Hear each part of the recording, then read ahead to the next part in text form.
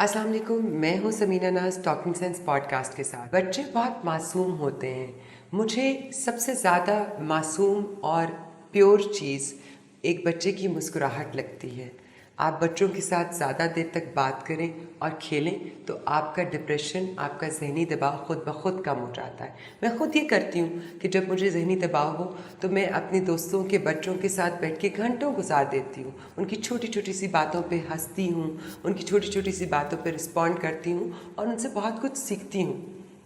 लेकिन इस वक्त में जब हम सब क्राइसिस से गुज़र रहे हैं, जबकि पूरा मुल्क लॉकडाउन की वजह से मुख्तलिफ़ किस्म के ज़हनी दबाव का शिकार है, तो वहाँ बच्चों पे भी बहुत ज़्यादा इसका असर हो रहा होगा। तो नाज़रीन, हमारे आज के प्रोग्राम में हमारे साथ ताहिरा जावेद मौजूद हैं, जो आज हमारे साथ ख़ास तौर पे बच्चों के ज़हनी दबाव पे बात करेंगी और उनके साथ किस तरह से पेश आना चाहिए। ताहिरा क्लिनिकल साइकोलॉजिस्ट हैं और ये पहचान क्लिनिक पे ऑनलाइन काउंसलिंग सर्विसेज भी देती हैं। ताहिरा, आपसे मेरा पहला सवाल ये है कि पाकिस्तान की 35% आबादी 12 साल से कम उम्र बच्चों पर मुश्तमिल है। इस वक्त स्कूल बंद हैं, इस वक्त कॉलेजेस बंद हैं, इस वक्त खाने पीने की जगह बंद हैं, बच्चों के पार्क बंद हैं, आप गलियों में नहीं निकल सकते, बच्चे एक दूसरे के साथ क्रिकेट नहीं खेल सकते, गली में गुल्ली डंडा नहीं खेल सकते और उनकी सब एक्टिविटीज़, उनकी सब ख्वाहिशात, उनकी सब एक्साइटमेंट ख़त्म हो चुकी है क्योंकि वो घर की चार दीवारी में बंद हैं। ऐसी सूरत हाल में बताइए कि बच्चों पर इसका क्या असर हो रहा है, बच्चों पर क्या सिम्टम्स हैं और वालिदैन को बच्चों के साथ किस तरह से पेश आना चाहिए ताकि बच्चे ज़हनी दबाव का शिकार ना हों। Thank you so much Samina for inviting me again.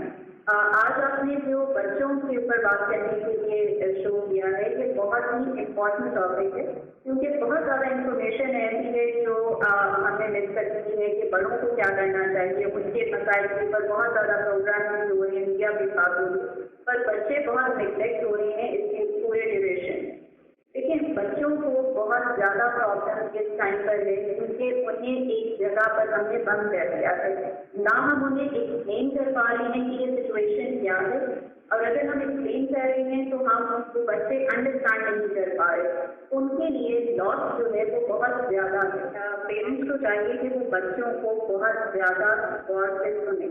आजकल पेरेंट्स के पास बहुत टाइम अवेलेबल है, स्पेशली फादर्स अगर वो घर पर हैं या मदर जब पहले वर्किंग थी और अब घर पे हैं तो उनके पास टाइम है। वो बच्चों के साथ अगर क्वालिटी टाइम स्पेंड करेंगे तो उनको मौका मिलेगा कि वो बच्चों को सुन सके कि वो क्यों कर रहे हैं। देखिए, हर बिहेवियर के पीछे कोई ना कोई रीजन होता है। हम हमेशा ये नहीं कह सकते कि ये हैबिट है। अगर बड़े जो है वो एक प्रॉब्लम से गुजर रहे हैं तो बच्चे डबल गुजर रहे हैं क्योंकि वो बड़ों के इमोशंस को भी पिक कर रहे हैं और वो अपने इमोशंस को भी देख रहे हैं कि उन्होंने क्या लॉस फेस किया है। ताहिरा, मुझे ये बताइएगा कि बच्चों को अक्सर बच्चे जो हैं वो रोते हैं, चिड़चिड़े हो जाते हैं, अंगूठा चूसते हैं, नाखून खाते हैं और वालिदैन इस बात के ऊपर ध्यान नहीं देते कि ये वो समझते हैं कि ये आदतन ऐसा कर रहे हैं, शोर मचा रहे हैं, बदतमीज़ी कर रहे हैं, डांट करके चुप करके बिठा दिया। तो बताइए कि ये क्या सिम्टम्स हैं। अक्सर बच्चे जो है वो रात को सोते में पेशाब करना शुरू कर देते हैं, लेकिन वालिदैन उसको जो है वो उनकी आदत समझ के इग्नोर कर देते हैं। मुझे ये बताइएगा कि ये किस चीज़ के सिम्टम्स हैं और वालिदैन को किस तरह से ये अंदाज़ा लगाना है कि उनका बच्चा ये सब चीज़ें आदतन नहीं कर रहा बल्कि उसको कोई चीज़ तंग कर रही है, उसके दिमाग में कोई चीज़ चुभ रही है जो कि उसको ये सब हरकतें करने पे मजबूर कर रही है। देखिए, फॉर एग्जाम्पल पहले बच्चा जो है वो टैंट्रम शो नहीं कर रहा था, वो इरिटेबल नहीं था, वो एक अच्छे मूड में रहता था। लेकिन अब अचानक जब से सिचुएशन चेंज हुई है तो वो टैंट्रम शो करने लग गया है। इसी तरह वो पहले आपके साथ बहुत ओबीडियंटली बिहेव कर रहा था, लेकिन वो अब आपकी हर बात को अपोज करना शुरू हो गया है। जैसे आपने मेंशन किया कि नेल बाइटिंग जो है वो पहले नहीं कर रहा था और अब इस सिचुएशन में करना शुरू हो गया है। या वो अकेले कमरे में जाने से डर रहा है या कुछ चीज़ों से डरने का इजहार कर रहा है तो कुछ सिम्टम है जो वो पहले नहीं कर रहा था।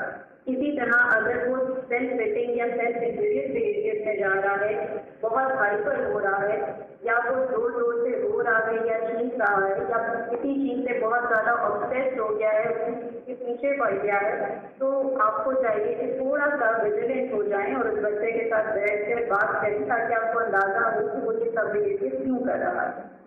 मैं जब इस प्रोग्राम पे रिसर्च कर रही थी कि बच्चों के क्या क्या मसाइल हैं और पूरी दुनिया में कोरोना वायरस की वजह से बच्चों पे क्या मसाइल आ रहे हैं, मुझे गो के पाकिस्तान में इस हवाले से कोई आर्टिकल नहीं मिला, लेकिन बाकी कुछ आर्टिकल्स पढ़ के मुझे ये अंदाज़ा हुआ कि बेरोज़गारी की वजह से भी चाइल्ड एब्यूज़ बहुत ज़्यादा बढ़ जाता है, क्योंकि आप घर में होते हैं, अपनी टेंशन में होते हैं और उसमें बच्चों को मार पीट और डांट, गुस्सा, झिड़कना, ये सब चीज़ें बहुत ज़्यादा बढ़ जाती हैं। आप मुझे ये बताइएगा कि बेरोज़गारी की वजह से बच्चों के ऊपर क्यों अब्यूज़ बढ़ता है और उसके लिए पेरेंट्स को या घर में जो भी गार्डियंस हैं या जो भी बच्चों की देखभाल कर रहे हैं, उनको किस तरह से समझ के इस अब्यूज़ को कम करना चाहिए और इसको कंट्रोल करना चाहिए।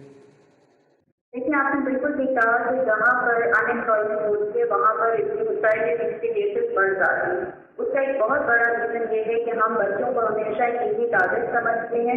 हमें लगता है कि हम उन्हें बहुत अच्छा कंट्रोल कर सकते हैं और वो आगे से रिएक्ट नहीं करेंगे। सेकेंडली, हमारे माइंड में ये होता है कि बच्चे को क्या पता, वो अंडरस्टैंड नहीं करेगा, उसको कोई फर्क नहीं पड़ेगा, उसको इन चीज़ों से कोई वर्ड नहीं है। जबकि बच्चे हमारे माइक्रो एक्सप्रेशन तक को पिक करते हैं और ये बहुत छोटी एज से वो कर रहे होते हैं। उस वक्त जब हम अंदाजा भी नहीं लगा सकते, वो हमारे एक एक छोटे से छोटे जेस्चर को नोट करके हमारे मुंह का अंदाजा कर रहे होते हैं। तो अगर जैसे ही अनएम्प्लॉयमेंट ज़्यादा होती है, उसकी वजह से हम अपनी फ्रस्ट्रेशन बच्चों पर निकालने की कोशिश करते हैं, तो हम उनकी ब्रेन सेहत को, उनकी पर्सनालिटी और उनके कॉन्फिडेंस को बिल्कुल खत्म कर देते हैं। इस सूरत में पेरेंट्स को इस चीज़ को अंडरस्टैंड करना चाहिए कि जो कुछ भी आप फेस कर रहे हैं उसमें बच्चे का कसूर नहीं है। बच्चा वो है जिसने आपको सुकून देना था।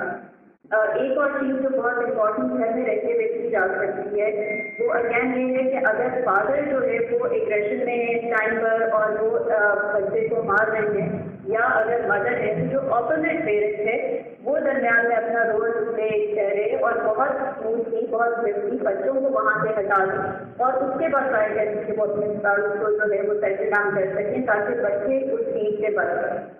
थैंक यू तायरा, ये मेरे ख़्याल से पेरेंट्स के लिए इतनी अहम मालूमात हैं कि अगर वो ये छोटी छोटी चीज़ें भी देखना शुरू कर दें तो मेरे ख़्याल से वो अपने बच्चों की ज़हनी सेहत को बहुत बेहतर कर सकते हैं अपने ही तौर पे।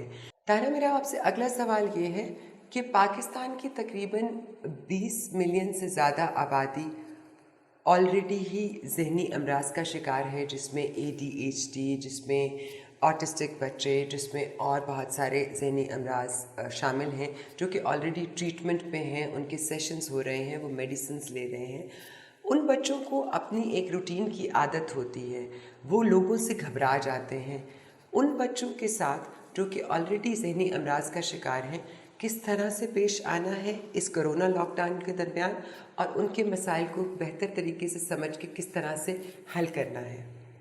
शमीना, ये बहुत इम्पोर्टेंट एक इशू है जिसको आजकल हम बहुत ज़्यादा फेस कर रहे हैं, क्योंकि ये बच्चे हमारे पास क्लिनिकल सेटिंग्स में बिहेवियर थेरेपी और बिहेवियर इंटरवेंशन के लिए आ रहे हैं, बट अब जो सिचुएशन हुई है उसकी वजह से ये बच्चे अब घरों में हैं।